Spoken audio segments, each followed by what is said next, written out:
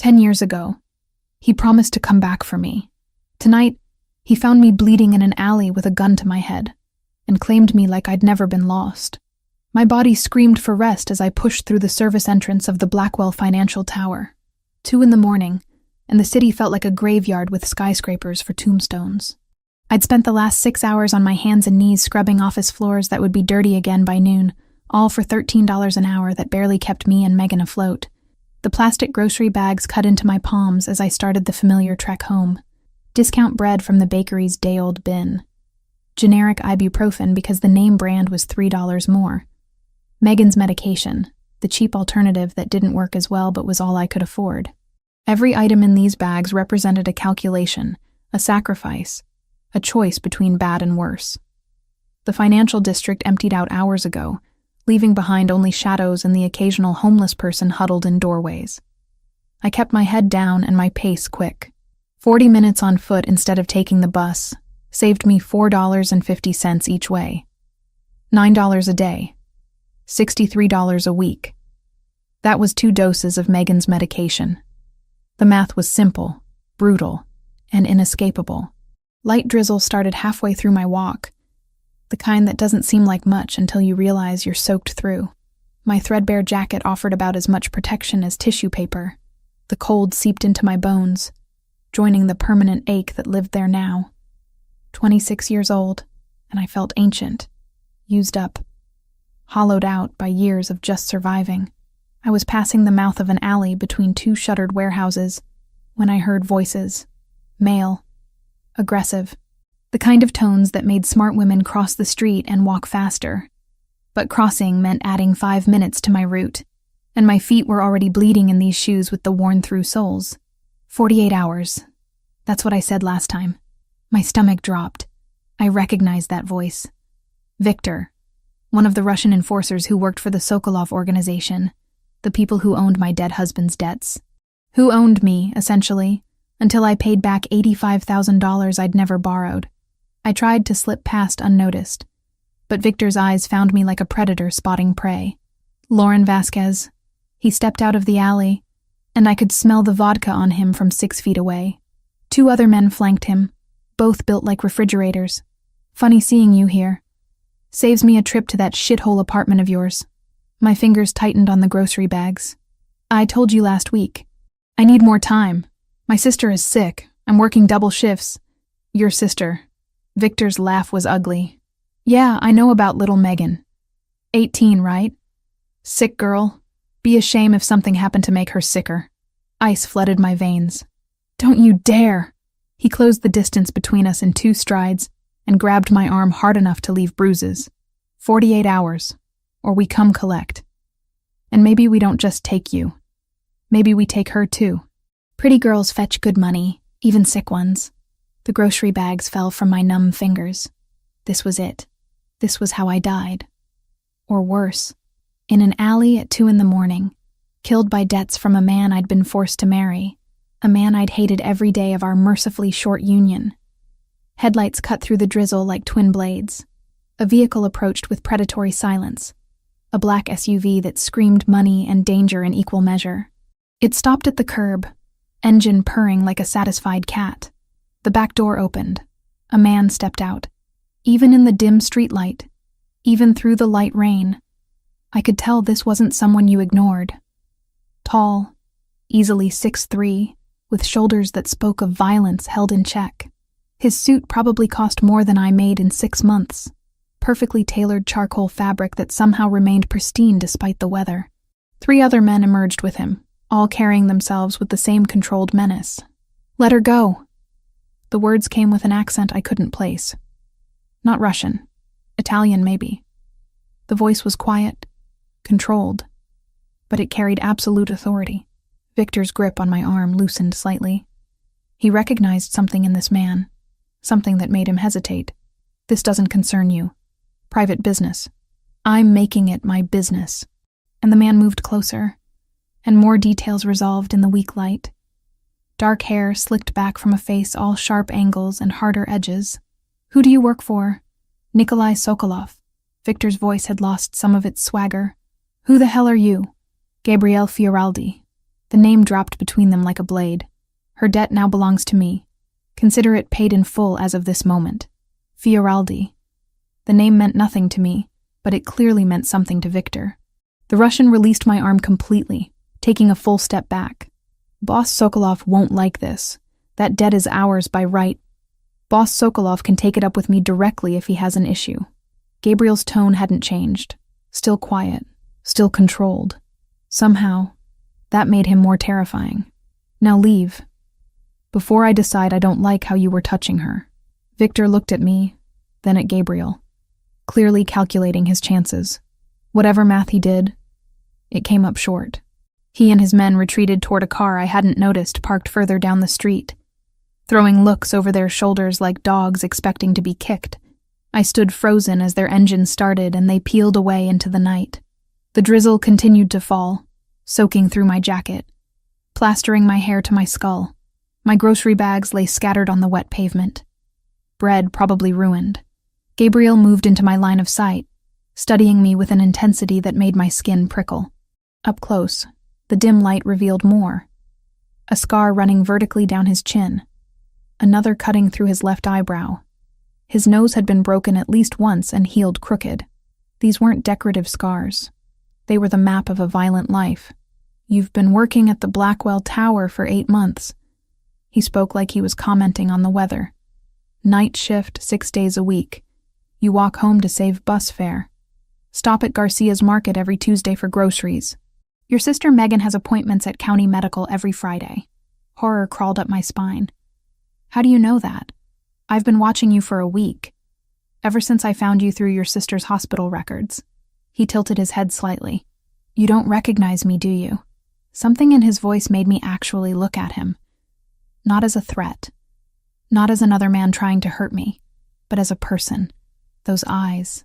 Dark brown, almost black, with an intensity that seemed to see straight through every wall I'd built around myself over the past decade.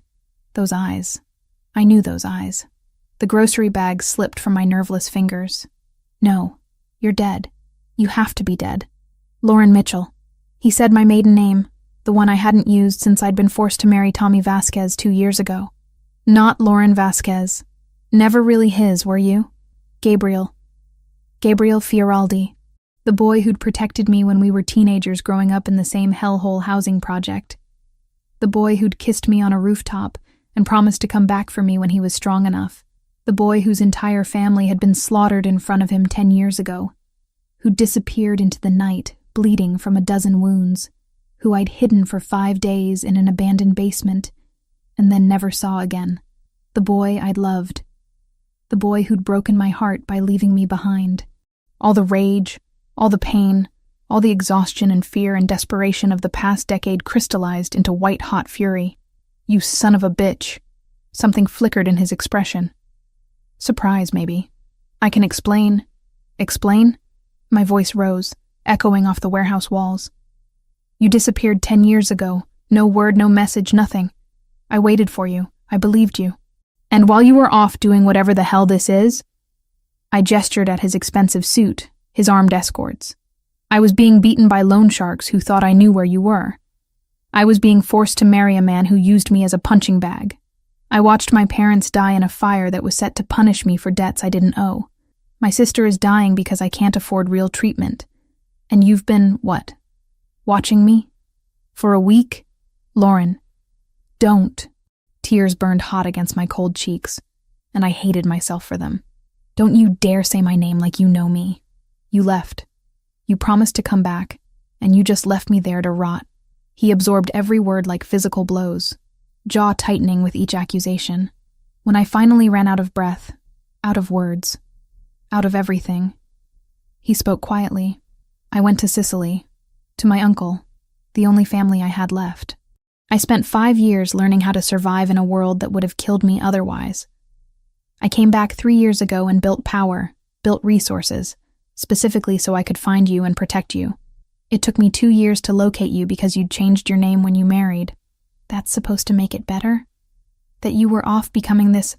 I didn't even know what to call him. While I was drowning? No. Simple. Honest.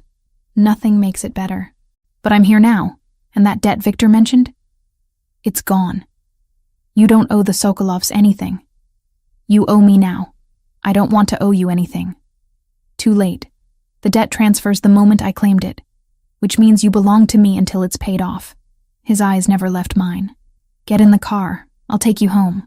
I'd rather walk. 40 minutes in the rain. Your shoes have holes in them.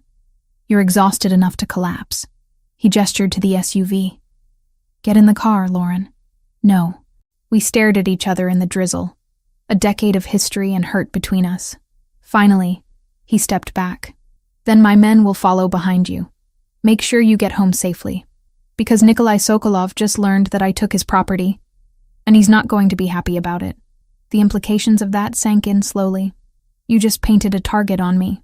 The target was already there the moment you inherited Tommy Vasquez's debts. I just made it official. He returned to the SUV, then paused with the door open. You're being watched now, Lauren. By me, and by people who want to hurt me through you. That's the reality. You can accept my protection, or you can keep pretending you're fine on your own. Either way, I'm not disappearing again. He climbed into the vehicle, and it rolled forward slowly, matching my pace as I bent to gather my ruined groceries. The bread was soaked through. The medicine bottle had rolled into the gutter. Everything felt symbolic, like my life leaking away into dirty rainwater. I walked. The SUV followed behind me, headlights illuminating my path through the empty streets. 40 minutes of humiliation, of feeling those eyes on my back, of remembering a boy I'd loved, and trying to reconcile him with this dangerous stranger. When I reached my building, Gabriel emerged one more time. He handed me a thick envelope without a word. Inside, I could feel the weight of cash, and something smaller, a business card. First installment. His voice was soft. This isn't over, Lauren. It's barely begun. The SUV pulled away, leaving me standing in the rain with more money than I'd seen in years, and the ghost of a promise I'd stopped believing in a long time ago. I didn't sleep. How could I? Knowing that envelope contained enough cash to pay 3 months of Megan's treatment. I sat at our rickety kitchen table until dawn, counting $100 bills with shaking hands. $100,000. More money than I'd seen in my entire life, just handed to me by a ghost who'd become a stranger. When pale morning light finally crept through our cracked windows, I checked on Megan, still sleeping, fever-free for once. I kissed her forehead and slipped out for my morning shift at the diner, exhausted but functional. I'd worked on less sleep before. The hallway outside our apartment stopped me cold. 2 men in dark suits stood stationed like sentries, one on each side of our door. They straightened when they saw me, hands moving instinctively toward jacket interiors. Mrs. Vasquez. The taller one nodded respectfully. We're here to ensure your safety. I didn't ask for guards. Mr. Fioraldi insists. Of course he did. I pushed past them, taking the stairs because waiting for the elevator meant more time under their watchful eyes. They followed at a discreet distance, shadows I couldn't shake. The black SUV from last night sat parked across from the diner when I arrived for my shift. Different vehicle, same message. I was being watched, controlled, owned by a man who thought throwing money at me erased a decade of abandonment. My hands trembled as I poured coffee, took orders, delivered plates of greasy food to customers who barely looked at me. Every time the door opened, I flinched. Every time a car passed, I checked if it was his. The other waitress, Maria, kept asking if I was okay. I lied and said I was fine. The lunch rush ended. I collected my tips, $43.60, and headed home, those damn guards trailing behind me like well-dressed shadows. I climbed the stairs to our apartment, keys already in hand. The door was unlocked. Ice flooded my veins. I'd locked it. I always locked it, triple-checked it, because Megan was inside, and vulnerable. I burst through, ready to fight or scream or both. Gabriel sat on my threadbare couch like he owned it. Megan was awake, propped up with pillows, talking to him animatedly about some book he'd apparently brought her. She looked happier than I'd seen her in months. "Lauren," she beamed at me. Gabriel brought me the entire Chronicles series, the ones I wanted but we couldn't afford, and he says he knows a doctor who might be able to help with my treatment. My vision tunneled. "Megan, go to your room. Her smile faded. But, now, please. She shot Gabriel a confused look before shuffling to the bedroom we shared, closing the door softly behind her. The moment the latch clicked, I rounded on him. How dare you break into my apartment? Gabriel remained seated, infuriatingly calm. I didn't break in. The landlord let me in. You bribed my landlord? I purchased the building this morning, so technically I let myself into my own property. He gestured to the water-stained ceiling. This place is a health hazard. You shouldn't be living here. Get out. I paid for Megan's treatment, 3 months in advance. The clinic called to confirm. You had no right. My voice cracked. No right to go behind my back, to make decisions about my sister without asking me. You need help. I didn't ask for your help. I didn't ask you to insert yourself into my life, to throw money around like it fixes everything. I was shaking now, 10 years of rage and pain pouring out. You can't just buy me, Gabriel. I'm not property you acquire because you feel guilty. He stood slowly, and I remembered how big he was, how much space he took up in my tiny apartment. You owe me now. That's how this works. The debt transferred from Sokolov to me the moment I claimed it. I didn't agree to that. You didn't have to. That's not how debt works in my world. His eyes were hard, calculating. You belong to me until it's paid off. So yes, I can make decisions about your living situation, your sister's treatment, your safety, because you're mine now. The possessiveness in his voice sent shivers down my spine. Not entirely from fear. That was the worst part. Some traitorous part of me responded to his intensity, to being wanted with such absolute certainty. I don't want to be anyone's, I whispered. Too late. He moved closer, and I could smell him now. Expensive cologne mixed with something darker, more primal. You can fight me on this, Lauren, but you'll lose. Or you can accept my help and let me protect you and Megan the way I should have been doing for the past decade. You're not protecting me. You're controlling me. Sometimes they're the same thing.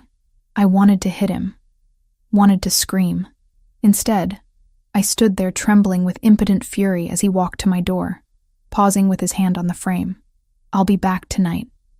We have things to discuss. Don't bother. I'll be back anyway.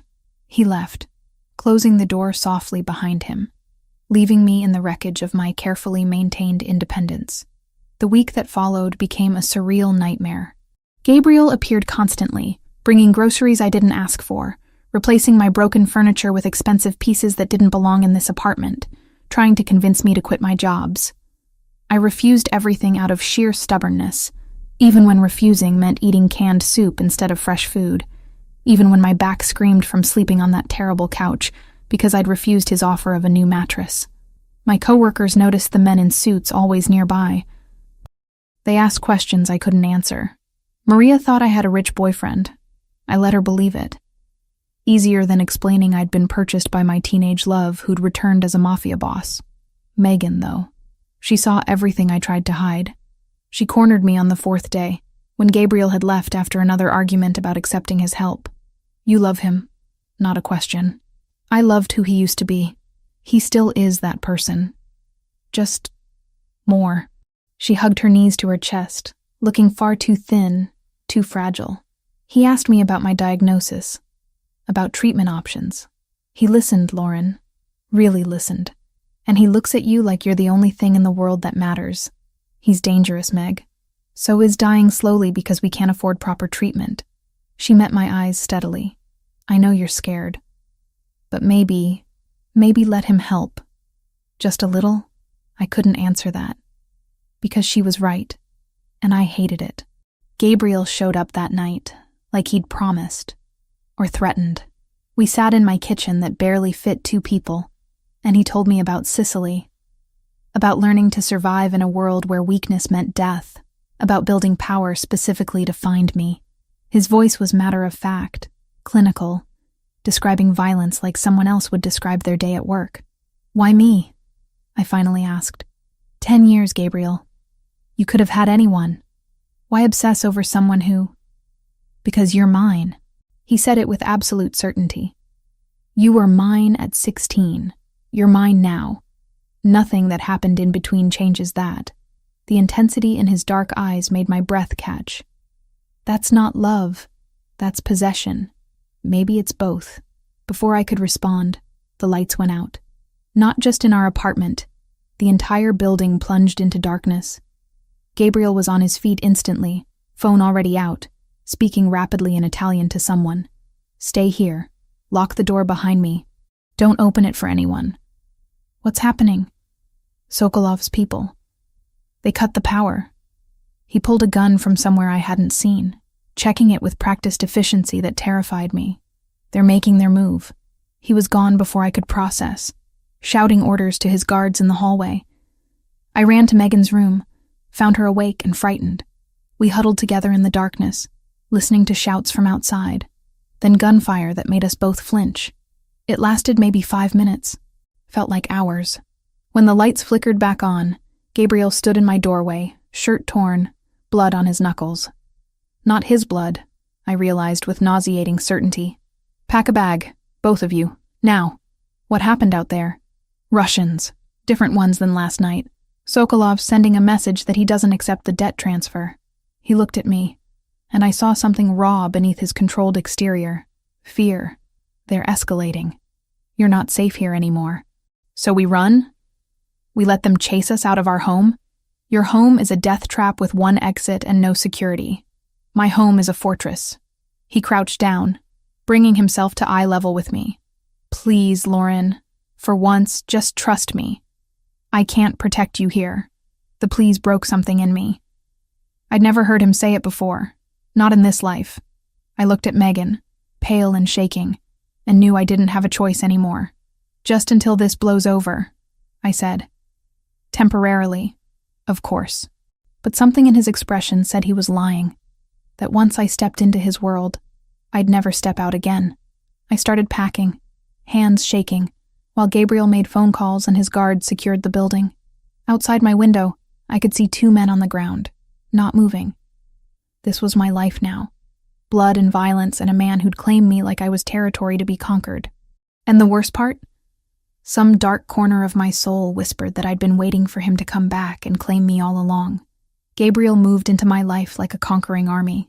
Within 48 hours of the shooting incident in our hallway, he'd installed a security system so sophisticated it probably tracked my heartbeat, reinforced our flimsy door with something that looked bulletproof, and stationed armed guards in rotating shifts outside our apartment. Privacy became a distant memory, a luxury I'd taken for granted until men in expensive suits knew my schedule better than I did. I kept working out of sheer stubborn defiance. Morning shift at the diner, evening cleaning at another office building after the first one cut my hours. Every step I took, shadows followed.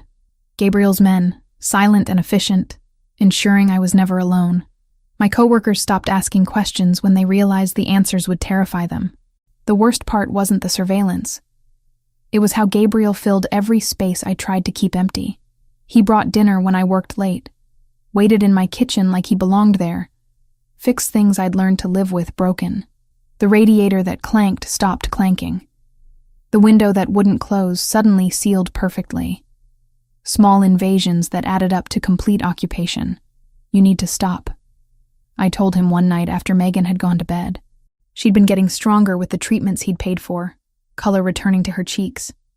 And I hated how grateful that made me feel. This hovering, this constant presence, it's suffocating. Gabriel sat on my couch, looking completely at ease in my cramped apartment despite his expensive suit. I'm protecting my investment. I'm not an investment. I'm a person. You're both.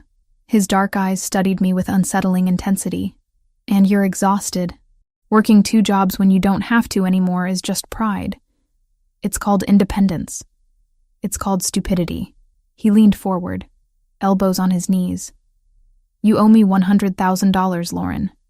You could work yourself to death and not pay that off in 5 years. Or you could accept my help and focus on things that actually matter. Like what? Being your kept woman? Something dangerous flickered in his expression. Is that what you think this is? What else would I call it? You pay my bills, control where I go, decide what's safe for me. That's not protection, Gabriel. That's ownership. Maybe I want to own you. He said it so calmly, like discussing the weather. Would that be so terrible? Being mine completely? My heart hammered against my ribs. You can't just say things like that. Why not? It's the truth. He stood, and suddenly my small living room felt even smaller. I've spent 10 years building power specifically so I could find you and keep you. I'm not going to apologize for wanting what's mine. I was never yours to begin with. You were always mine. He closed the distance between us in 2 strides. From the first time I saw you at 16, terrified in that housing project hallway. You belonged to me then. You belong to me now. The only thing that's changed is now I have the resources to actually protect you. By trapping me, by loving you. The words hit like a physical blow. Even when I was in Sicily getting my face rearranged by my uncle's trainers, even when I was killing my way through the Fioraldi ranks to become boss, you were the reason. Every brutal choice, every compromise with my conscience. It was so I could come back strong enough to keep you safe. I couldn't breathe. Couldn't think past the raw honesty in his voice. You don't know me anymore. Then let me learn. His hand came up slowly, giving me time to pull away. I didn't. His fingers traced my jaw with surprising gentleness. Tell me about the last 10 years. Tell me everything I missed. So I did. Maybe because I was tired of carrying it alone. Maybe because some part of me had been waiting a decade to make him understand the cost of his absence. I told him about the loan sharks who'd beaten me bloody looking for him. About being forced to marry Tommy Vasquez, 8 months after my parents died, in a fire that was meant as punishment for debts I didn't owe. About a husband who used my face as a punching bag, but never touched me sexually, because drugs had destroyed everything that made him a man. He died owing more than he was worth, I said flatly. Got shot in some deal gone wrong. I didn't cry at his funeral. I felt nothing but relief that it was over. And then I realized it wasn't over, because his debts transferred to me, and Megan got diagnosed, and I've spent the last year and a half just trying to survive one day at a time. Gabriel's jaw had gone tight, a muscle jumping beneath his scarred skin. I should have found you sooner. You should never have left. I was 18 and bleeding out from a dozen wounds. Staying would have gotten us both killed. His thumb brushed across my cheekbone. My uncle in Sicily was the only family I had left. Don Salvatore. He trained me, taught me how to survive in a world where weakness means death. 5 years I spent there, learning things that would give you nightmares. Then I came back and spent 3 more years fighting my way to the top of the Fioraldi organization. Why them specifically? Because they had territory, resources, and most importantly, they had history with the Sokolovs who killed my family. His eyes went cold, distant. It took me 3 years to eliminate every man directly responsible for that massacre. I did things I'm not proud of, became someone my 18-year-old self wouldn't recognize. But I did it so I'd be strong enough that no one could ever hurt you again. Nikolai Sokolov is still alive, I pointed out. Nikolai wasn't involved in the original massacre. He was just a kid, maybe 15. His uncles ordered the hit on my family, and I killed every single one of them. Gabriel's voice was matter of fact, clinical. Nikolai inherited the wreckage 2 years ago and rebuilt. He's hunting me for revenge, not because he was personally wronged. Different kind of threat. The casual way he discussed murder should have terrified me. Instead, it made a twisted kind of sense. This was his world now. His reality. Violence as business strategy. I thought about you every single day. I admitted quietly. Loved you, and hated you in equal measure. Some nights I'd dream you came back. Others I'd imagine you dead so I could finally stop waiting. I'm here now. Are you? Or is this just another version of leaving? You say you want me, but what you really want is absolution. To prove you made the right choice abandoning me. His hand tightened on my face, not painfully but firmly. I want you. Not redemption. Not forgiveness. You, messy and angry and damaged. All of you, Lauren. I'm not some prize to be won. Then what are you? His voice dropped lower, intimate. Tell me you don't feel this. Tell me 10 years actually changed what we had. It changed everything. Did it change how you feel when I'm close? He was barely an inch away now, his breath warm against my lips. Did it change the fact that you're mine, no matter how much you fight it? I should have pushed him away, should have maintained distance, protected myself. Instead, I heard myself whisper, I hate that you're right. The kiss was inevitable. Desperate. 10 years of separation and longing crystallized into the moment his mouth claimed mine. It wasn't gentle or sweet. It was possession and fury and need all twisted together until I couldn't tell where my anger ended and desire began. His hands tangled in my hair, tilting my head back for better access. I gripped his shirt hard enough to tear fabric. Years of frustrated rage finding an outlet in the violence of how we came together. When he backed me against the kitchen wall, I didn't protest. When his knee pressed between my thighs, I gasped against his mouth and pulled him closer. Then reality crashed through the haze. I shoved hard against his chest, breaking the kiss, stumbling sideways to put distance between us. I can't. My voice shook. I can't do this. Gabriel stood perfectly still, chest heaving, eyes dark with want. Why not? Because the second I give in, you win, and I'll lose every piece of myself I've fought to keep. I wrapped my arms around myself, suddenly cold. I won't be another thing you own, Gabriel. I can't. This isn't about ownership. Everything with you is about ownership. The words came out sharper than intended. You don't ask, you take. You don't negotiate, you command. That's not love. That's control. And I've had enough of being controlled to last a lifetime. Something shifted in his expression. Not anger, something deeper. Hurt, maybe, beneath all that dangerous confidence. He stepped back, giving me space I desperately needed. I'll go. Good. He paused at my door. But I'm not giving up on you, Lauren. On us. You can run. But I've spent 10 years coming back to you. I can wait a little longer. Then he was gone, and I slid down the wall to sit on my kitchen floor. Fingers pressed to lips that still burned from his kiss. The next night, he returned as promised. Or threatened. I'd expected anger, demands, more attempts to break through my defenses. Instead, I found him asleep on my terrible couch, too tall to fit properly. Head bent at an angle that would leave his neck screaming. He still wore his suit from earlier, though he'd removed his jacket and shoulder holster. The vulnerability of seeing him like that, this dangerous man who commanded armies of criminals, reduced to cramped discomfort rather than leave me unprotected, cracked something inside my chest. I grabbed a blanket and draped it over him carefully. He stirred but didn't wake, and I retreated to the bedroom I shared with Megan before I could do something stupid like smooth the hair from his forehead. Morning brought news that shattered our fragile peace. The diner where I'd worked mornings had burned down overnight. Arson, the fire inspector said. Accelerant poured through the mail slot, flames spreading fast enough that if anyone had been inside, they wouldn't have survived. It was a warning, Gabriel said when I called him, voice numb with shock. Nikolai's message that he doesn't accept the debt transfer. He's escalating. I don't have a job anymore. Then move into my place. You and Megan. Let me protect you properly. I can't just abandon my apartment. Your apartment is a death trap that I can't secure properly. My house is a fortress. He paused. Please, Lauren. I know you hate accepting help from me, but this isn't about pride anymore. This is about keeping you alive. I looked at Megan, who'd been listening from the doorway, pale and frightened. She nodded slightly, giving me permission to make the choice that terrified me. Fine, but not completely. I'm keeping this apartment, and my night cleaning job. I need some part of my life that's still mine.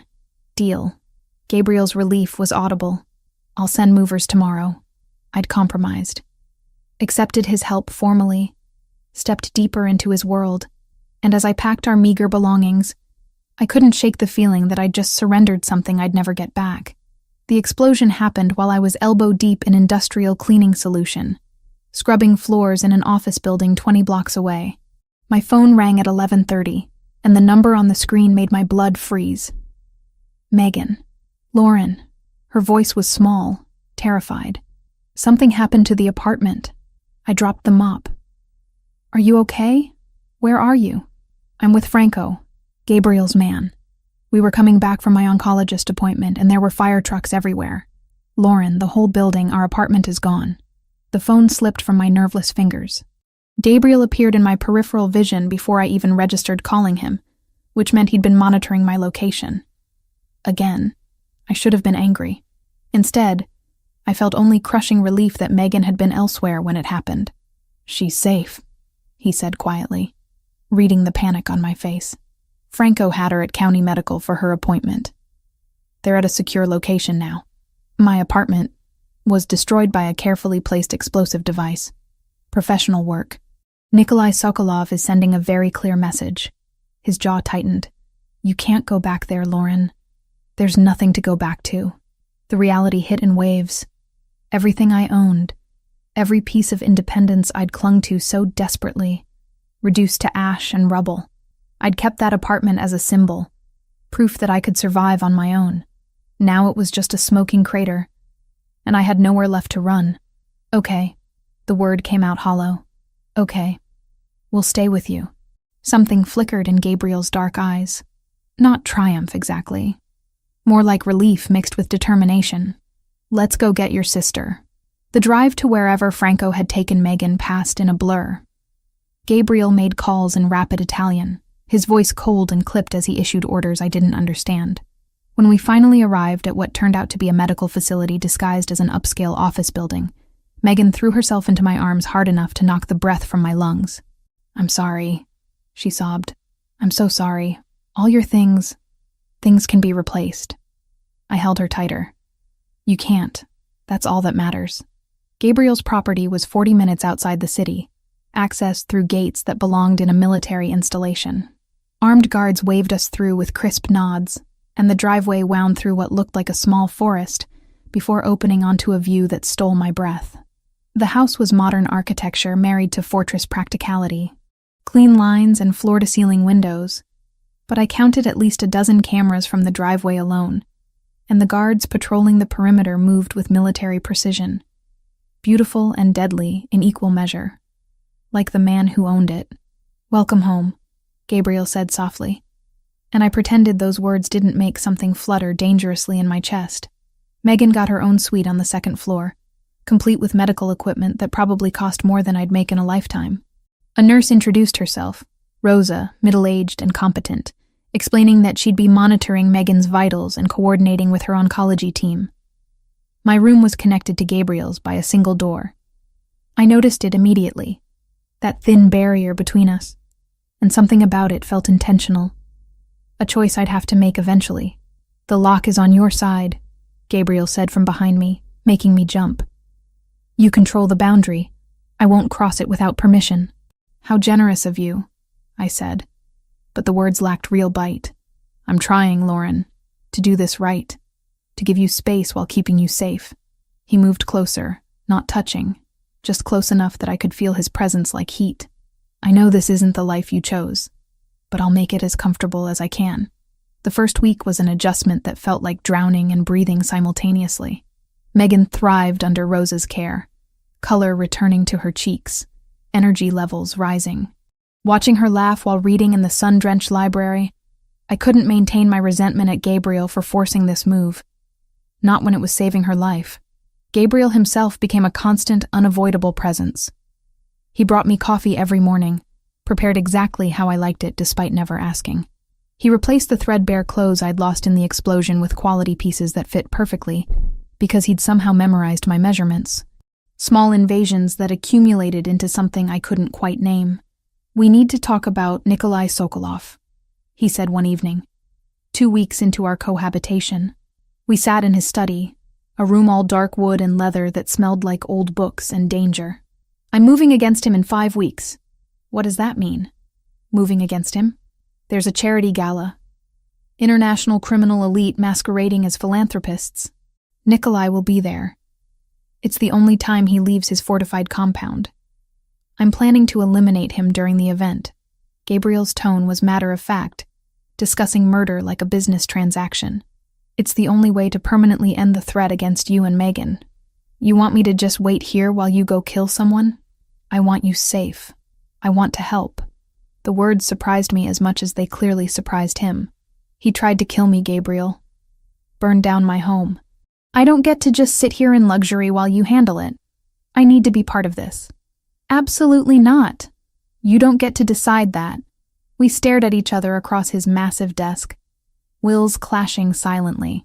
Finally, Gabriel sighed, running a hand through his dark hair in a gesture of frustration I remembered from when we were teenagers. If you participate, you follow my orders exactly. No improvisation. No heroics. You do precisely what I tell you, when I tell you. Those are my terms. Deal. Lauren, I said deal, Gabriel. Don't push it. Something that might have been admiration flickered across his face. You're going to be the death of me. Better me than Nikolai Sokolov. The 5 weeks that followed blurred together in a strange domestic rhythm. Gabriel trained his security team in the mornings, movements precise and lethal as he demonstrated techniques I tried not to find attractive. I watched from the house, coffee cooling in my hands, fascinated and disturbed by this version of the boy I'd loved. Evenings, he sat with Megan in the library, reading to her when she was too tired to hold a book herself, watching them together. This dangerous man being so gentle with my fragile sister cracked something in my carefully maintained defenses. He really loves you, Megan said one night after Gabriel had left. Like, obsessively. It's kind of intense. It's kind of terrifying. Maybe it's both. She studied me with eyes that saw too much. When are you going to stop punishing him for leaving? He's here now. He's been here consistently for weeks. At some point you have to decide if you're going to forgive him or not. I don't know if I can. Then figure it out. Because that man would burn the world down for you, Lauren. And I think you feel the same way about him, even if you're too scared to admit it. The night before the gala, I found Gabriel alone in his study, surrounded by blueprints and photographs. He looked up when I entered, exhaustion evident in the lines around his eyes. Can't sleep? He asked. Can't stop thinking. I moved to the window overlooking his property, lit up like a prison yard. What happens after tomorrow? After Nikolai is dead and the threat is gone, what do we become then? Whatever you want us to be. He came to stand beside me, our reflections overlapping in the glass. I want you to stay. Build a life here, with me. But if you want to leave once it's safe, I won't stop you.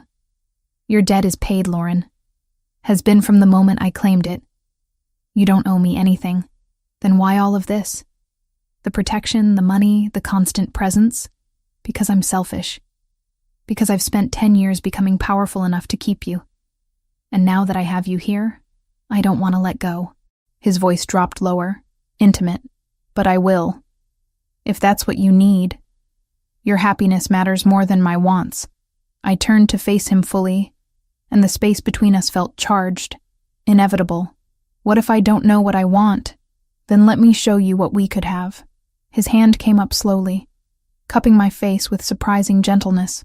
No pressure, no demands. Just us. Seeing if what we had at 16 can exist now that we're who we've become. We're not the same people. No, we're better. Stronger. We've survived things that should have broken us. His thumb traced my cheekbone. Maybe we're finally strong enough to survive each other. The kiss was different from the violent collision in my apartment kitchen. This was slow, deliberate. A question rather than a demand. I melted into it, into him. A decade of resistance crumbling under the tenderness and how he held me. When he pulled back, his eyes searched mine. Stay with me tonight. Not because you owe me. Not because you're scared. Because you want to. I should have said no. Should have maintained boundaries. Protected myself. Instead, I took his hand and let him lead me through that connecting door I'd kept locked for weeks. What happened in his room was tender and intense. Years of longing crystallized into touch and whispered confessions. He treated me like something precious, taking his time, learning what made me gasp and arch against him. And when he finally moved inside me, it felt like coming home to a place I'd been searching for without knowing it existed. After, wrapped in his arms with my head on his chest, he whispered something in Italian against my hair. I didn't understand the words, but the meaning was clear in how he held me, like letting go might kill him. What did you say? I murmured, half asleep. That I've spent 10 years finding my way back to you, and I'm never leaving again. I should have been scared by the intensity of that promise. Instead, I just held him tighter and let myself believe, for the first time in a decade, that maybe I didn't have to face everything alone anymore. The ballroom of the Grandmont Hotel dripped wealth from every crystal chandelier. Women in gowns worth more than my former annual salary glided past servers like me, invisible in our crisp white shirts and black vests. The irony wasn't lost on me. 2 months ago, I'd been scrubbing floors. Now I was infiltrating criminal elite while carrying a vial of sedative in my pocket that could stop a man's heart if I miscalculated the dose. You remember the plan? Gabriel's voice came through the nearly invisible earpiece he'd insisted I wear. Drug the Russian. Get out. Let you handle the rest. I adjusted the champagne flutes on my tray, hands steadier than they had any right to be. I've got this. If anything feels wrong, I'll abort. We've been over this a dozen times. I spotted my target across the room, and my blood went cold despite my confident words. Nikolai Sokolov looked exactly like what he was. A predator in expensive clothing. Scars carved paths across his face like a roadmap of violence, and his eyes held the flat effect of someone who'd killed so often it no longer registered as remarkable. I'd studied his photograph for weeks. Seeing him in person was different. Worse. This man had tried to kill me, had burned down my home, and now stood sipping vodka while discussing philanthropy with other monsters wearing tuxedos. He's near the bar, I murmured, knowing Gabriel could hear me even if he couldn't respond while in his own meeting with the other bosses. I'm moving in. My heart hammered as I wove through the crowd with practiced invisibility. The vial felt like it weighed 1,000 pounds in my pocket. One chance. That's all we'd get.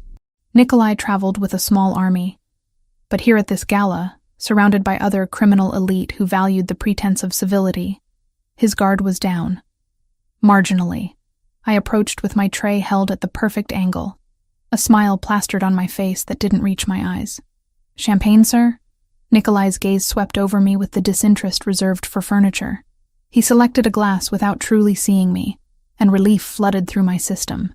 I'd worried he might somehow recognize me from photographs, but Gabriel had been right. Men like Nikolai didn't look at the help. I waited until he turned back to his conversation partner, then made my move. The vial's contents went into a fresh glass with practiced precision, invisible against the golden liquid. I approached again, this time from a different angle. Fresh champagne, sir? Your glass is nearly empty. This time he looked at me, really looked, and something in his flat eyes made my skin crawl. Thank you. He took the drugged glass, but didn't drink. Instead, he held it while continuing his conversation, and I forced myself to drift away naturally. Not rushing, just another server moving through the crowd.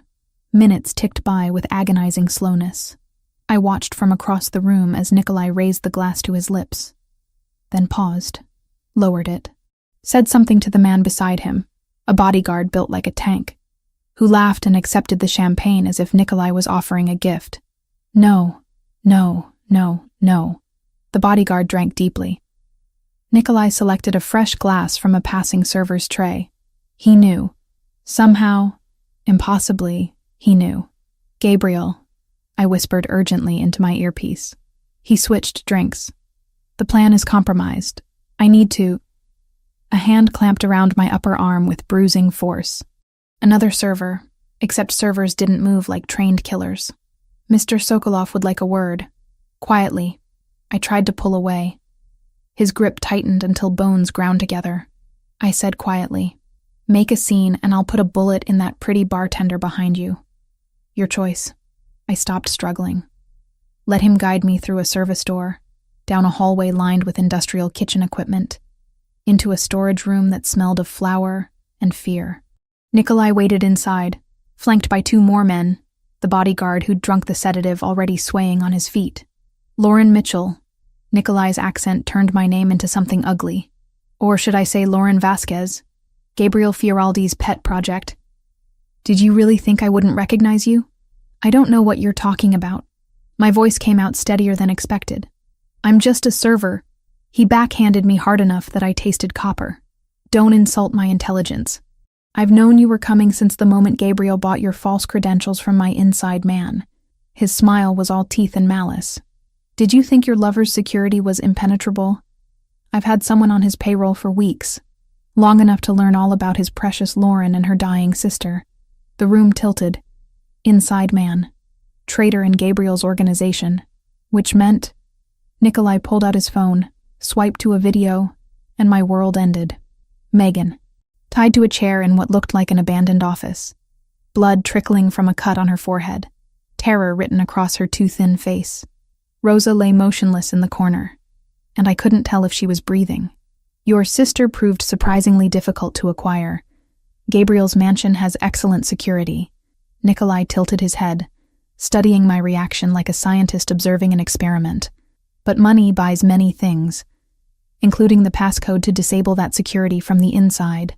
My men walked right through the front door while Gabriel was busy preparing for tonight. If you hurt her... The threat died in my throat. What could I possibly do? I was powerless, trapped, and Megan was miles away in the hands of men who'd murdered Gabriel's entire family without hesitation. Call him. Nikolai held out his phone. Tell your lover that if he wants his precious girls to survive the night, he'll come alone to the old industrial district, Warehouse 7 on Camden Street. I believe he knows the location well, the warehouse where Gabriel's family had been slaughtered 10 years ago. Of course, this was never just about business or territory. This was personal. Revenge served cold across a decade. My hands shook as I dialed Gabriel's number. He answered on the first ring. Lauren, where are you? You cut out. He has Megan. My voice cracked. Gabriel, he has her.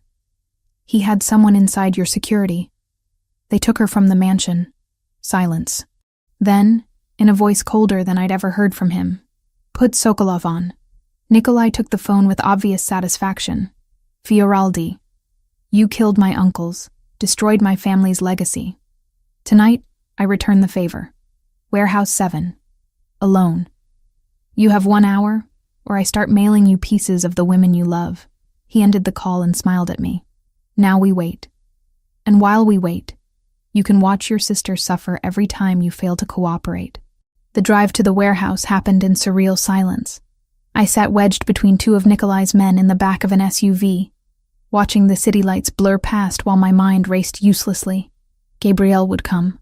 Of course he would.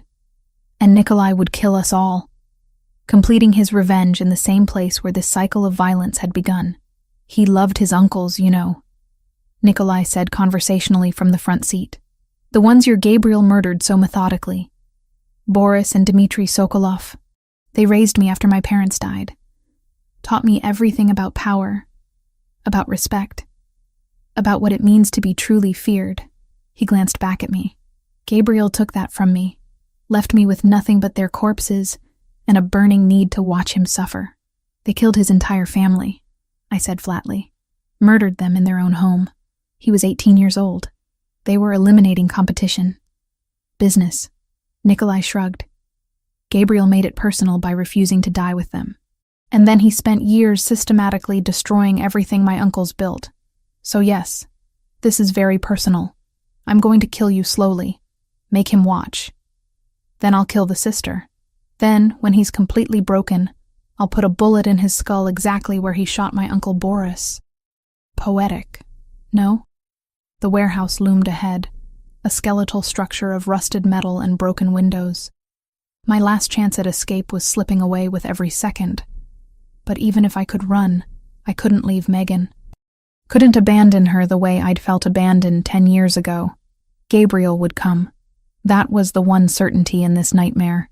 He'd come because he'd spent a decade building power specifically to protect me. And he'd die before he let me face this alone. I just hoped he had a plan better than walking into an obvious trap and praying for the best. The SUV stopped. Rough hands hauled me out into cold night air that smelled of rust and old blood. Somewhere in that darkness, my sister was waiting. Somewhere closer, Gabriel was racing toward us with an army at his back. And somewhere in the space between hope and despair, I prayed we'd all survive until morning. They dragged me into the warehouse's skeletal remains, my feet catching on broken concrete and twisted metal. The space smelled like decay and old violence, and I understood why Nikolai had chosen it. This place was a grave already. Adding 3 more bodies would just be tradition. Megan sat tied to a chair in what had once been an office on the 2nd level, visible through shattered windows. Even from the ground floor, I could see the terror in her too pale face. The blood dried on her temple. Rosa lay crumpled in the corner like discarded laundry, and relief hit me hard when I saw her chest rising and falling with shallow breaths. "Lauren," Megan's voice cracked. "I'm sorry. I'm so sorry." Quiet. One of Nikolai's men cuffed her hard enough that her head snapped sideways. Rage flooded through me, so pure it drowned out fear. "Touch her again and I'll kill you myself," I said with absolute certainty. The man laughed. Nikolai didn't. He studied me with those dead eyes and nodded slowly, like I'd confirmed something he'd suspected. "You have some of Gabriel in you after all." "Good. Killing you will hurt him more if you fight." The sound of approaching vehicles cut through the night.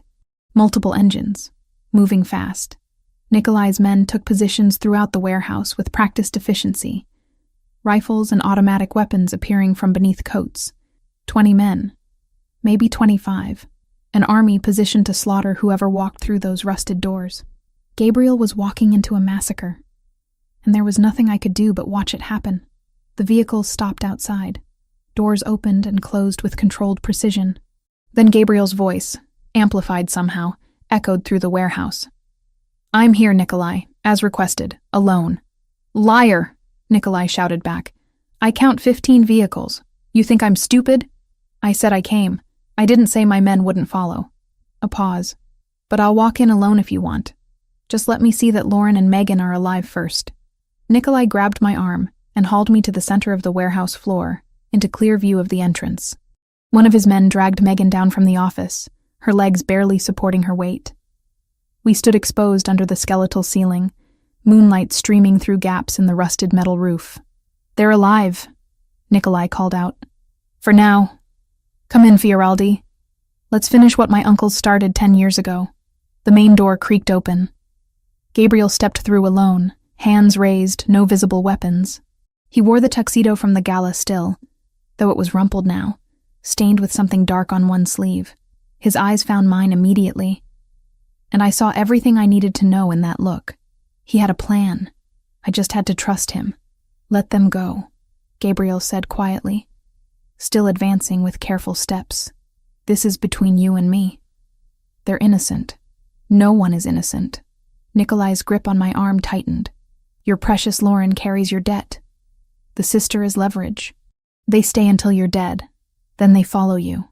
The gunfire started before he finished speaking. Not from Nikolai's men. From above. From outside. From angles I hadn't seen anyone take. Gabriel's men. Positioned while Nikolai had been focused on the dramatic confrontation. The warehouse erupted into chaos. I hit the ground, pulling Megan down with me as bullets tore through the air where we'd been standing. Nikolai dove for cover, screaming orders in Russian. His men returned fire, but they were caught in crossfire from multiple directions, trapped in a killing box of Gabriel's design. Through the chaos, I watched Gabriel move. This wasn't the careful, controlled man I'd been living with. This was the weapon he'd been forged into during 5 years in Sicily. Every movement was economical, lethal. A gun appeared in his hand from somewhere, and men fell before they could track him. He advanced like a force of nature, unstoppable and terrible. I covered Megan with my body, trying to shield her from the violence while knowing it was futile. We were ants caught between warring gods, and our survival depended entirely on which god won. Minutes felt like hours. The sound was deafening. Gunfire, shouting, the screams of wounded men. The smell of cordite burned my nose. Megan trembled beneath me, too weak from her illness to do more than survive this. I whispered useless reassurances into her hair and prayed to any deity listening that Gabriel knew what he was doing. The gunfire started to thin. Gabriel's men were winning through superior positioning and numbers. I risked lifting my head and immediately wished I hadn't. Bodies everywhere. So much blood. And in the center of it all, Gabriel and 3 of his captains, Franco, Roberto, Adriano, advancing methodically through the carnage. A hand fisted in my hair and yanked me upright. Nikolai. He'd circled through the chaos, using the shadows and confusion to get to us.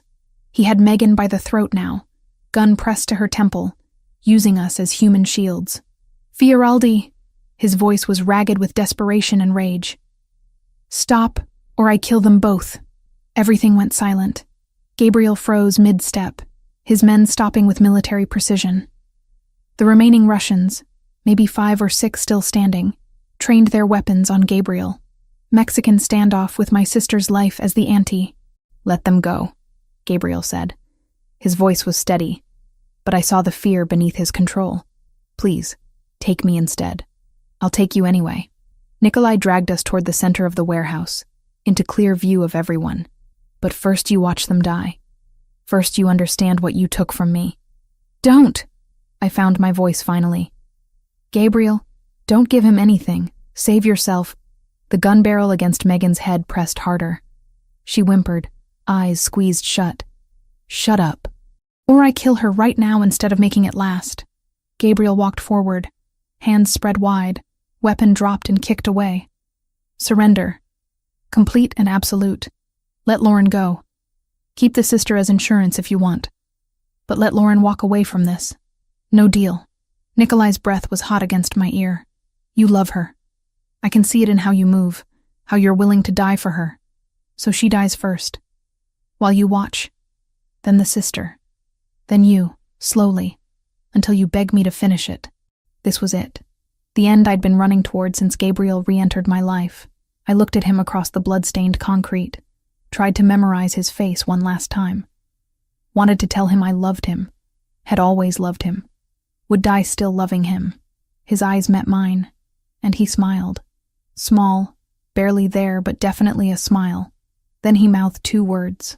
"Trust me." Everything happened in rapid succession. Megan, who I'd thought was frozen in terror, suddenly twisted and bit down on Nikolai's hand with desperate strength. He jerked reflexively, gun wavering away from her temple for 2 critical seconds. Gabriel moved like he'd been released from invisible restraints.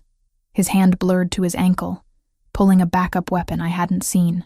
3 shots, so fast they sounded like one extended crack. Nikolai's shoulder, the arm holding the gun. His chest, center mass. His head, final and absolute. The Russian fell backward, dead before he hit the ground. His remaining men tried to react, but Gabriel's forces cut them down in a coordinated volley that lasted seconds. Then silence. True silence. The kind that only comes when all the killing stops. I couldn't move. Couldn't breathe. Just stood frozen while my brain tried to process that we'd survived. That somehow, impossibly, Gabriel had turned certain death into victory. Then he was there, arms around me, pulling me against his chest hard enough that I felt his heartbeat hammering against my cheek. "You're okay. You're safe. I've got you." I broke. 10 years of holding myself together through impossible circumstances shattered, and I sobbed into his blood-stained tuxedo while he held me like letting go would kill him. Megan collapsed against us both, and we stood there in the center of carnage, 3 people who'd survived what should have ended us. "We need to move," Franco said quietly. "Police are 8 minutes out. Medical van is outside for the girl." Gabriel scooped Megan up like she weighed nothing, carrying her toward the exit, while keeping one arm around me, refusing to let me stumble alone through the aftermath. The night air outside tasted impossibly sweet after the enclosed death of the warehouse. A medical vehicle waited as promised. Rosa was already inside, conscious now and demanding to know if Megan was safe. The reunion between nurse and patient made me cry harder, and I didn't even care anymore about maintaining composure. Gabriel gave orders in rapid Italian, coordinating our evacuation, while sirens grew louder in the distance. We transferred to an unmarked SUV and fled into the night, leaving behind bodies and questions for the police who served bosses in expensive suits rather than justice. The safe house was 40 minutes away. Megan received treatment from a doctor who didn't ask questions, stitches and fluids and sedatives to let her body rest from the trauma. Rosa hovered nearby, apologizing endlessly for not protecting her better. I couldn't find the words to tell her she'd done everything possible against impossible odds. When Megan finally slept, when Rosa settled in to monitor her, when the adrenaline finally wore off, I found myself sitting on a couch in an unfamiliar living room while my hands shook uncontrollably. Gabriel sat beside me silently, just there, solid and real and alive. After a while, he took my trembling hands in his, warming them with his larger ones. "I thought I'd lost you," I whispered. "When you walked in there alone, I thought I was never alone." I had 40 men positioned before I ever made the call.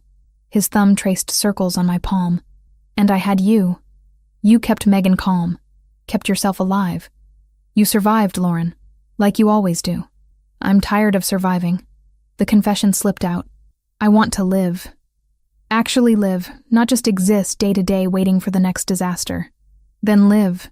He pulled me against him, and I went willingly, too exhausted to fight anymore. With me. Build something real instead of just surviving the wreckage. I thought about arguing. About pointing out all the reasons why building a life with a mafia boss was insane. Instead, I just held him tighter and let myself believe, for the first time in a decade, that maybe I deserved something more than survival. Maybe I deserved happiness, even if it came wrapped in violence and expensive suits. The week after, the warehouse felt like living in a dream, where the edges hadn't quite solidified into reality. Megan recovered in her suite at Gabriel's mansion. Our mansion, he kept correcting me gently, with color returning to her cheeks day by day.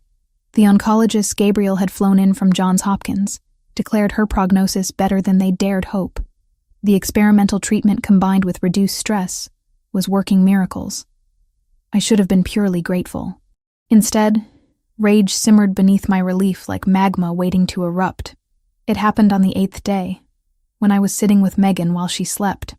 Rosa mentioned casually that the tracker Gabriel had implanted in the delicate silver necklace he'd given Megan weeks ago had been what saved her life. The technology was sophisticated enough to broadcast her exact coordinates even through concrete and steel. "Wait." I set down the book I'd been pretending to read. "He put a tracker in her necklace? Without telling anyone?" Rosa's expression shifted to concern. "You didn't know?" I assumed. I was out of the room before she finished, fury propelling me through corridors I'd learned by necessity. Gabriel's office door was closed, but I didn't bother knocking. He looked up from paperwork as I slammed it behind me hard enough to rattle the frame. "You put a tracker on my sister." Not a question, an accusation. He set down his pen with deliberate calm. "Yes. No, without asking me, without her consent. You violated her privacy, her autonomy, and you didn't think that was something I should know about. It saved her life." His voice was level, unapologetic. "If I hadn't been able to track her location, Nikolai's men would have taken her somewhere we'd never find. She'd be dead, Lauren.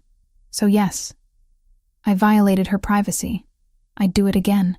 The absolute certainty in his tone made me want to scream. "That's not the point. You don't get to make those decisions unilaterally. She's my sister, not your property to monitor. She was in danger because of me. That made her my responsibility." Gabriel stood, moving around the desk but keeping distance between us. "I won't apologize for doing what was necessary to protect her. I'm not asking you to apologize for protecting her. I'm demanding you understand that you crossed a line, a major line. You don't implant tracking devices in people without their knowledge. That's something Nikolai would do, not—" I cut myself off, but the implication hung heavy between us. Something flickered in his expression. Pain, maybe. "You think I'm like him.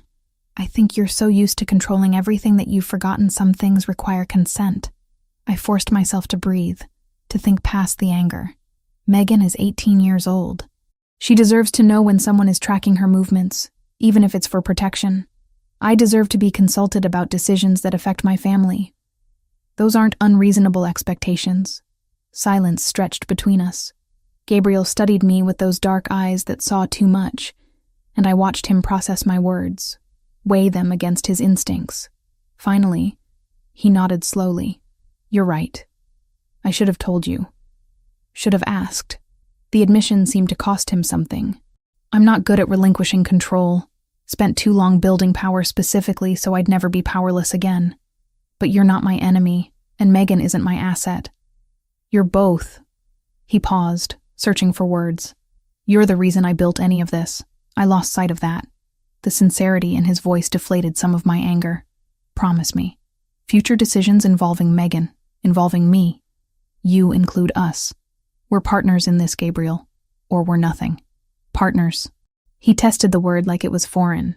Then, surprisingly, he smiled. Small. Genuine. I can work with that. Though fair warning, it goes against every instinct I've honed for the past decade. Then develop new instincts. Demanding. I'm starting to understand why you survived when everyone else tried to break you. He moved closer, and I let him. Some of the tension bleeding out of the space between us. What else do you need from me? Tell me your terms, Lauren. I'll meet them if I can. So I did. We sat in his office as afternoon light faded to evening, and I laid out exactly what I needed to stay in this life with him. Complete transparency about his business dealings within reason. I didn't need details of every violence, but I needed to understand the general structure of his world. A voice in decisions that affected me and Megan directly. No more paternalistic protection where he made choices for my own good without consulting me. Gabriel listened without interrupting, occasionally asking clarifying questions. When I finished, he leaned back in his chair and studied me with something that looked like admiration. You're negotiating terms with a Mafia boss like you're discussing a business contract. I learned from watching you. Everything has a price. Everything's negotiable, and clarity prevents misunderstandings. I met his gaze steadily. Are these terms you can accept? Yes, with one addition of my own. My stomach tightened. What addition? You tell me when I'm overstepping. Don't let resentment build. If I'm being controlling, call it out immediately. I can't fix problems I don't know exist. He leaned forward, elbows on his knees. I want this to work, Lauren. Actually work. Not just you tolerating my presence because you have nowhere else to go. The vulnerability in his admission cracked something in my chest. I'm not tolerating you. I'm trying to figure out how to love you without losing myself in the process. Do you? Love me still? I never stopped. That's the problem. I looked away, unable to hold his gaze while admitting this. I hated you for leaving, but I never stopped loving you. Even when I married Tommy, even during the worst parts, some pathetic part of me was still waiting for you to come back. Gabriel closed the distance between us, kneeling in front of my chair so we were eye level. I'm sorry. For leaving. For taking so long to find you. For every moment you suffered because I wasn't there. I'd change it if I could. Go back and make different choices. But I can't. All I can do is promise that I'm here now, and I'm not leaving again. Why did you? The question I'd been avoiding. Really. The truth, not the strategic explanation. He took a breath, and I watched him decide how honest to be. After the massacre, I was bleeding out in that basement where you'd hidden me. 18 years old, and watching my family's blood dry on my hands. I wanted to die, Lauren. Just close my eyes and stop existing. I hadn't expected that. What stopped you? You. The memory of you bringing me water, cleaning my wounds, whispering that I'd survive this. I realized if I died, you'd blame yourself, and if I stayed, weak and broken, they'd use you against me. The Sokolovs knew we were connected. That's why they'd tortured me instead of just killing me. To get information about you, about anyone I cared about. He looked down at his hands, scarred and deadly. My uncle in Sicily offered the only path forward. 5 years of brutality disguised as training. Learning to be harder than the hardest men, more ruthless than the ruthless, until I could build power that made me untouchable. Every time I wanted to reach out to you, I reminded myself that contacting you while I was still vulnerable would paint a target on your back. So I waited, and hated every day of waiting. You could have sent one letter, one message that you were alive. A message could be intercepted, could lead them to you. I couldn't risk it. His hands found mine, warm and solid. I know it wasn't fair. Know you deserved better than silence. But in that moment, keeping you alive mattered more than keeping you happy. The twisted logic of it made sense in the awful way that survival always made sense. I'd done terrible things to keep Megan alive, too. Married a man I despised. Worked until my body screamed. Made compromises with my conscience that still haunted me at night. I understand, I said finally. Rationally, I understand. Emotionally, I'm still angry about it. That's going to take time to resolve. I have time. As much as you need. He pressed his forehead to our joined hands. Just don't give up on us. Please. The please broke me. I pulled him closer, kissed him with all the love and rage and forgiveness I couldn't yet articulate. He responded with matching desperation. And we stayed like that until the light outside died completely, and darkness wrapped around us like a cocoon. Later that night, Gabriel made his announcement. He'd called a meeting of every captain and soldier in the Fioraldi organization. I stood beside him in what he called the Great Hall, but which looked more like a courtroom, designed by someone with unlimited funds and questionable taste in intimidation. 40 men assembled in neat rows, all eyes on their boss. Gabriel stood at the front with me beside him, his hand at the small of my back, broadcasting ownership and protection simultaneously. Most of you know Lauren Mitchell by now. She's been living under my protection for weeks. His voice carried through the space without need for amplification. Effective immediately, she's more than a protected asset. She's mine. My woman. Anyone who threatens her threatens me directly. Anyone who harms her will die screaming. This is not negotiable. This is not temporary. Lauren Mitchell is now First Lady of this family, and you will treat her with the respect that position demands. Silence. Then Franco, Gabriel's oldest captain, stepped forward and bowed his head in acknowledgement. We understand, boss. She's family now. The others followed suit, murmuring agreements and assurances. I stood there feeling exposed and strangely powerful, watching dangerous men swear loyalty to someone who'd been scrubbing their floors 2 months ago. After the meeting, back in the privacy of Gabriel's office, I finally let myself react. First Lady of the organization. That's a lot of pressure. You've been handling pressure your entire life. He poured 2 glasses of whiskey, handed me one. This just makes it official. What does it actually mean? Besides a fancy title? It means my enemies know hurting you would be the worst thing they could do to me. It means my allies will extend you courtesy and protection. It means you have authority within this organization second only to mine. He clinked his glass against mine. It means you're committed now, Lauren. All in. No going back. I should have been terrified. Instead, I felt something like relief. For the first time in a decade, I wasn't surviving alone. I had an army at my back, and a man who'd burn the world down before letting someone hurt me. Was it healthy? Probably not. Was it what I dreamed of at 16? Definitely not. But it was real, and solid, and mine. All in, I echoed, and drank deeply. The whiskey burned going down, but I was getting used to the burn. Getting used to living in a world where love looked like violence and protection felt like possession. Gabriel smiled, pulled me into his arms, and for the first time since he'd crashed back into my life, I let myself believe this might actually work. 3 months felt like a lifetime, and an instant simultaneously. Megan's laughter echoed through the mansion's library as she video-called with college admissions counselors. Her color healthy, her energy restored. The experimental treatment Gabriel had secured had pushed her leukemia into remission, and watching her plan a future, she'd thought she'd never have made every compromise I'd made worthwhile.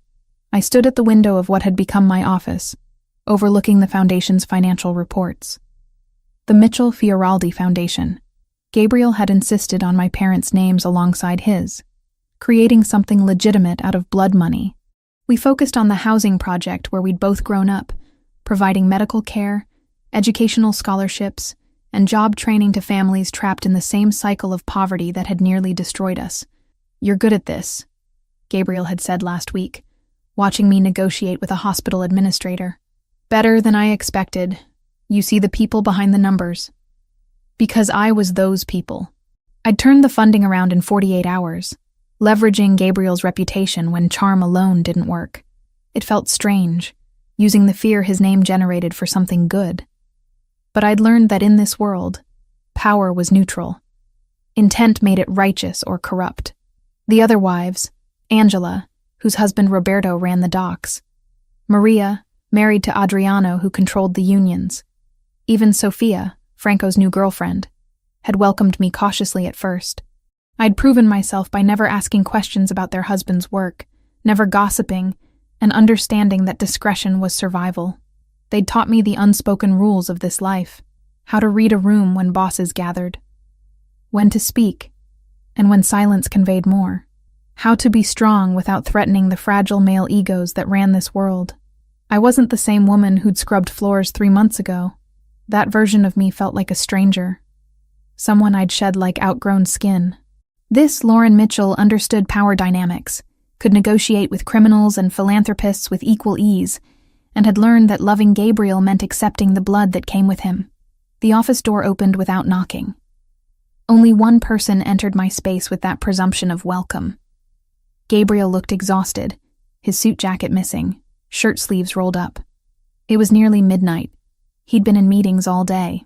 The kind of meetings that left bodies in their wake, though we both pretended otherwise. Then I saw his hands. Blood. Fresh. Still wet. Staining his fingers like accusation. A year ago, I would have recoiled. Asked questions. Demanded explanations. Now I simply moved to the bathroom attached to my office, wet a towel with warm water, and returned. He watched me approach with something like wonder, like he still couldn't believe I'd chosen this life.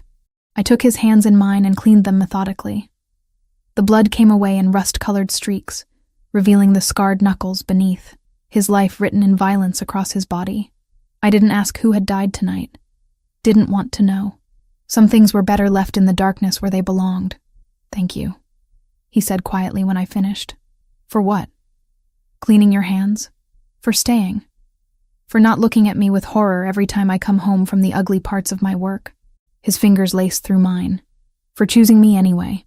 I met his dark eyes, seeing the boy I'd loved and the man he'd become, and understanding they were both him. "You chose me first. 10 years ago. Every brutal thing you did was to get back to me. How could I do less?" He pulled something from his pocket with his clean hand. A small velvet box that made my heart stutter. We'd talked about marriage in abstract terms. Someday when things settled. But Gabriel's world never settled. Violence was a constant, punctuated by brief moments of peace. I was going to plan something elaborate. Dinner, romance, the whole traditional proposal. He opened the box, revealing a ring that stole my breath. An emerald the precise shade of my eyes, set in white gold with clean lines that were elegant without ostentation. But tonight, watching you clean blood from my hands without flinching, I realized I don't want to wait anymore. "Gabriel, let me finish." His voice carried the same intensity he brought to everything. "I'm not going to lie to you, Lauren. Life with me will be dangerous. There will always be rivals trying to prove themselves. Always be threats we have to neutralize. I can't promise you safety or normalcy or anything resembling a regular life. What I can promise is that I will love you until my last breath, that you'll never face danger alone, that I'll build you a kingdom if you ask, burn down empires if you need me to." He dropped to one knee in my office, this dangerous man who commanded armies, making himself vulnerable in the way that mattered most. "Marry me. Not because you owe me. Not because you're trapped here. Marry me because you want to. Because 10 years wasn't enough to kill what we have, and I need another 50 or 60 years to make up for the time I lost." Tears blurred my vision. I should have been thinking about the practical implications, the danger, the reality of becoming permanently tied to the Mafia. Instead, I thought about scrubbing floors until my hands bled, about watching Megan waste away because I couldn't afford proper treatment, about a decade of just surviving, waiting for life to start. Gabriel had given me life. Not just survival, but actual living. Purpose and power, and the terrifying freedom that came with being loved absolutely. Yes, the word came out steady despite my tears. Not because I need you, because I choose you. Every day for the rest of our lives, I choose you. He slid the ring onto my finger with hands that trembled slightly. This man who never showed weakness. Then he was standing, pulling me against him, kissing me like I was oxygen and he'd been drowning. I kissed him back with everything I had. This man who'd spent a decade becoming someone powerful enough to keep me. "I finally found you," he murmured against my lips, switching to English from his usual Italian endearments. "After 10 years of searching, building, fighting. You're mine, Lauren. And you're mine." I pulled back enough to meet his eyes. That's the difference now. Not your possession. Ours. We belong to each other. His smile transformed his face, softening the hard edges into something almost boyish. I can live with that. Mutual ownership. Partnership. Better practice it. You're stuck with me now. Best decision I ever made. We stood there in my office, holding each other while the clock ticked toward tomorrow. Outside, his empire spread across the city, built on violence and fear. Inside this room, we were just two people who'd survived impossible circumstances and found each other again. It wasn't the fairy tale I'd dreamed about at 16. It was better. Real. Earned through suffering and sacrifice. The kind of love that understood darkness because we'd both lived in it. 6 months later, we married in the mansion's garden. Small ceremony. Just Megan as my maid of honor. Franco as his best man. The other captains and their wives witnessing. No white wedding dress. I wore deep green that matched my ring. No traditional vows. We wrote our own, promising honesty over perfection, partnership over obedience. When the officiant pronounced us married, Gabriel kissed me like a man claiming what was his, and I kissed him back like a woman who'd finally stopped running. Lauren Mitchell became Lauren Fioraldi that afternoon. Not an ending, but a transformation. The girl who'd scrubbed floors still lived inside me, keeping me grounded when the wealth and power became overwhelming. The woman I'd become understood that sometimes love looked like violence, and protection felt like control, and family was chosen rather than given. Our story had started 10 years ago, with a broken promise on a rooftop. It had survived separation, suffering, and the kind of obstacles that destroyed weaker foundations. Now it began again. Not with naive hope, but with clear-eyed understanding of exactly what we were building together. Gabriel's hand found mine as we faced our strange assembled family. His grip was warm, solid, and permanent. A promise he'd spent a decade preparing to keep. I held on tight and stepped forward into our future, whatever darkness it might hold, because some lights only shine brighter against the black, and ours had been forged in fire hot enough to burn away everything except what mattered most. Each other, finally. Completely. Forever.